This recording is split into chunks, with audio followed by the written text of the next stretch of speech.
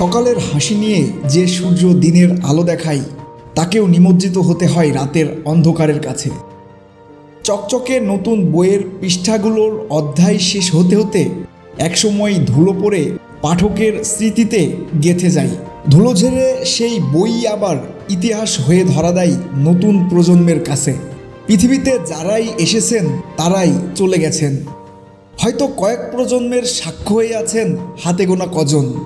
বলছি এক ফুটবল তারকার কথা। হয়তো আগামী 200 বছর এ গ্রহে সর্বকালের সেরা ফুটবলার হিসেবে লিওনেল মেসিকে মানুষ স্মরণ করবে, কিন্তু কাটা পড়বে এক জন্মে একজন মেসিকে পূর্ণতা দেওয়া একজন ডি মারিয়া। নামের পাশে 100 গোল নেই বলে হয়তো তাকে সেভাবে কেউ স্মরণ করবে না, কিন্তু চলমান প্রজন্মের একথা অস্বীকার যাওয়ার উপায় নেই।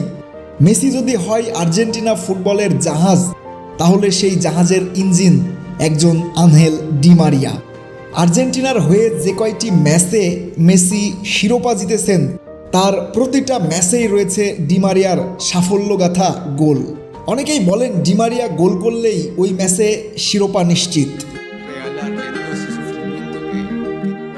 এবার সময় যে হলো বিদায় নেওয়ার, ঘোষণাটা গত বছরেই দিয়ে রেখেছেন আনহেল ডি মারিয়া।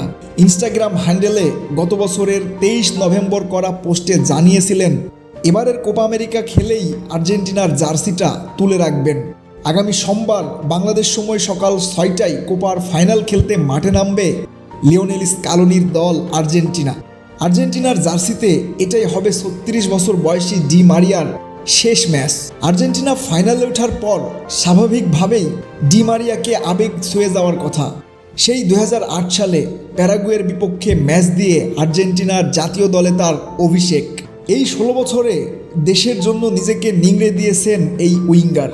বিনিময়ে পেয়েছেন বিশ্বকাপ, কোপা আমেরিকা ও ফিনালিসিমা জয়ের আনন্দ। দেশ ও দেশের বাহিরে ছড়িয়ে ছিটিয়ে থাকা অসংখ্য ভক্তের ভালোবাসা তো আছেই।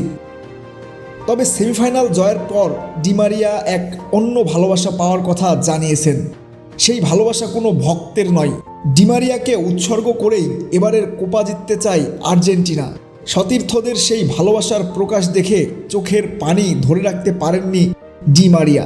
কান্না করবে এটাই স্বাভাবিক, কারণ নিতান্তই ভদ্রগোছের এই মানুষটা বড্ড বেশি আবেগী, আর তার আবেগকে আরও বেশি বাড়িয়ে দিয়েছেন বন্ধু লিও।